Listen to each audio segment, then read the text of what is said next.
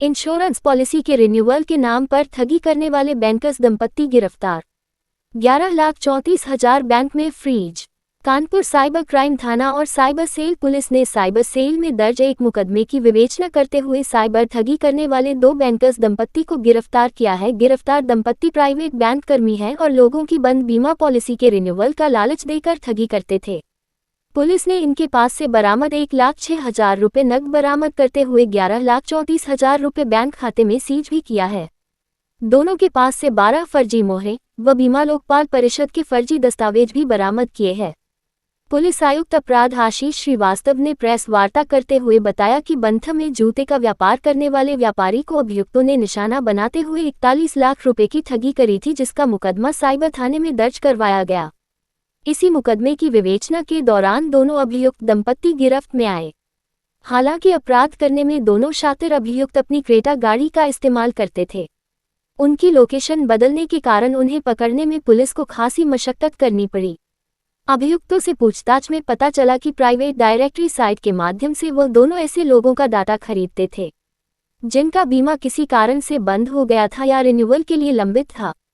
अभियुक्तों से पूछताछ में जानकारी हुई है कि इन दोनों दंपत्ति ने राजस्थान के 2 व्यापारियों समेत कानपुर के जूता व्यापारी को शिकार बनाया। अभियुक्तों के पास से 5,35,000 की ज्वेलरी, 1,06,000 रुपये नकद, 2 आईफोन, 4 एंड्रॉयड फ़ोन, 2 कीपैड वाले फ़ोन, 12 फर्जी मोहरें, 2 फर्जी ID card, 1 ATM card, 1 swipe machine, 1 Creta गाड़ी यूपी 16DV7635 बरामद किया गया है। साथ ही 11,34,000 रुपया बैंक खाते में सीज भी किया गया है। दोनों अभियुक्त 28 वर्षीय पवन कुमार व 28 वर्षीय रेनू को नोएडा से गिरफ्तार किया गया है। मोहम्मद इस्माइल सैयद। किस तरीके से ठगी आपके साथ हुई है? वो ठगी भी बताई थी कि उनको कहीं से डाटा मिला और वहाँ से फ़ोन आया कि आपके कोविड पीरियड में काफ़ी पॉलिसीज़ आपकी लैप्स हुई हैं नॉन पेमेंट के ऊपर। उसको एक्युमुलेट करके और बोनस वगैरह जोड़ के काफ़ी हैवी अमाउंट आपको रिफ़ंड मिल सकती है। अब जाहिर कोई भी रिफ़ंड का नाम सुनेगा भाई हमारे पैसे हैं मिल रहे हैं, तो मैंने इंटरेस्ट लिया उसमें। इंटरेस्ट लिया कहने इसमें कुछ चार्जेस पड़ेंगे जो कि आपको उस बेसिक रकम के साथ जुड़ के आपको रिफ़ंड हो जाएंगे। तो फिर उसके आगे कहानी उन्होंने रेमिटेंस का कि ये प्रोसेसिंग चार्जेस हैं, ये फ़ंड चार्जेस हैं, यूँ करके वो पैसे हमसे मांगते रहे और हम इसमें कि चलो रिफंडेबल है, कोई बात नहीं, रिफ़ंड हो जाएगा। तो वो एक्चुअली सब मामला दूसरा चल रहा था, पैसे निकलवा रहे थे वो सब। कितना पैसा आपसे ले चुके? 41 लाख कुछ रुपये लिए। कितने अमाउंट देने के लिए कहा था? फाइनली तो 1,45 लाख करीब है। आपको कैसे पता चला कि ये ठग है? भाई हमें डाउट हुआ कि पैसे मांगे चले जा रहे हैं, क्या चक्कर है।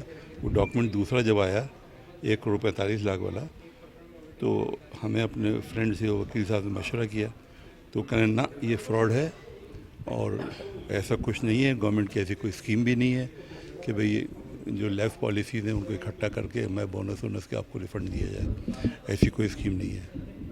ये सब आपको इन्होंने मिसगाइड किया है।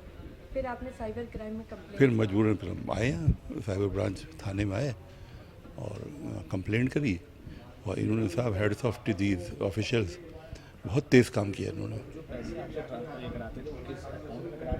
वो मेरी जिला पांडे करके RBL बैंक नोएडा में अकाउंट था, उसमें जमा कराते थे। पैसे पेमेंट आपने कैसे एक साथ पेमेंट किए या कुछ?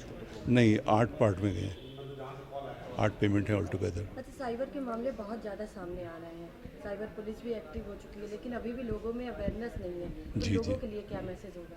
नहीं, लोगों को भाई ये तो सतर्क रहने की ज़रूरत है।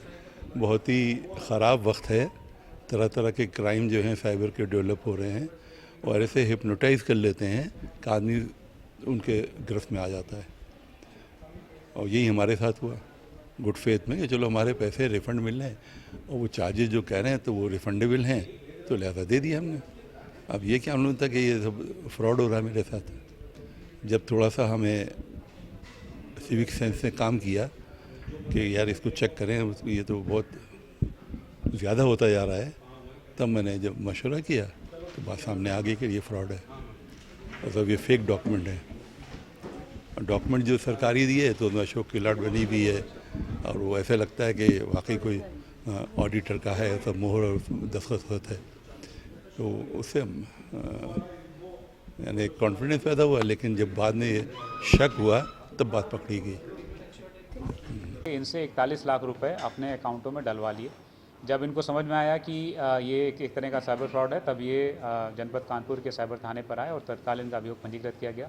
जिन अकाउंटों में पैसा गया था और जिन नंबरों से इनको कॉल आ रही थी उन नंबरों को वर्क किया गया, जिसके आधार पर कल साइबर क्राइम थाने की टीम ने नोएडा से इन दोनों अभियुक्तों को, जो पति पत्नी हैं, गिरफ्तार किया है। इनसे पूछताछ में जानकारी हुई है जो अभियुक्त पवन है, ये पूर्व में एक इंश्योरेंस कंपनी में काम कर चुका था, इसलिए इंश्योरेंस कंपनियां कैसे काम करती हैं, ओम्बुड्समैन का क्या काम होता है, इंटरनल ऑडिट कमेटी क्या करती है, इस बारे में उसको जानकारी थी। इस आधार पर उसने फेक आईडीज़, फेक मोहर वगैरह बनाए और फिर उसने जस्ट डायल के माध्यम से अपने कुछ ऐसे कॉन्टैक्ट्स निकाले जिनकी इंश्योरेंस जो पॉलिसी थी वो लैप्स हो रही थी, और फिर उनको फ़ोन करना शुरू किया। जो अभियुक्त पवन है उसकी पत्नी, जो दूसरी अभियुक्त रेनू है, वो जो म्यूल अकाउंट्स हैं वो प्रोवाइड करती थी। वहाँ से पैसे एक खाते से दूसरे खाते में निकालना कहीं बाहर लेके आना, और जो नंबरों से कॉल होते हैं उन नंबरों को डेटा रखना, ये सारा काम वो करती थी। और मुख्य रूप से कॉल करना और अभियुक्तों वादियों को फंसाना, विक्टिम्स को अपनी बातों में उलझाना और उनसे पैसा निकलवाना, ये काम अभियुक्त पवन करता था। इनके पास से हमने 1 लाख रुपए नगद और इनके अकाउंट में 11.5 लाख रुपए लगभग फ्रीज़ कराए हैं, और लगभग 5.5 लाख रुपए के जेवर इनके पास से बरामद हुए हैं। क्रेटा गाड़ी बरामद हुई है, लगभग 8 फ़ोन बरामद हुए हैं जिसमें से 2 आईफोन हैं। इनके द्वारा अभी तक पूछताछ में 2 अन्य विक्टिम्स के बारे में बताया गया है जो राजस्थान और अहमदाबाद के, जिनसे इन्होंने पैसे लिए हैं या उनसे प्राप्त किए हैं, उनके बारे में अभी हम जानकारी कर रहे हैं। और इनके द्वारा और किस तरीके से फ्रॉड किया जाता था और कितने लोगों को इन्होंने ठगा है, इस बारे में हम आगे जानकारी करके कार्रवाई करेंगे। दंपत्ति बैंक में काम करता था, उसके खातिर सैलरी थी, इसके बाद उन लोगों ने काम शुरू किया, तो कोई इंस्टेंट ज़रूरत थी इनकी, कोई ऐसा सपना था, किस वजह से था? नहीं, बैंक ये प्राइवेट सेक्टर में काम करते थे, सैलरी ऐसी नहीं थी कि बहुत अच्छी हो। और चूँकि पूर्व से भी, जैसा इसने अपनी पूछताछ में बताया है कि अभियुक्त पूर्व में भी एक कॉल सेंटर में जहाँ पे इंश्योरेंस का फ्रॉड होता था उसमें काम कर चुका था, तो उसको इस काम का आइडिया था। और चूँकि इस काम में अपराध के काम में बहुत ज़्यादा पैसा मिलता है, तो इसलिए उस लालच में था।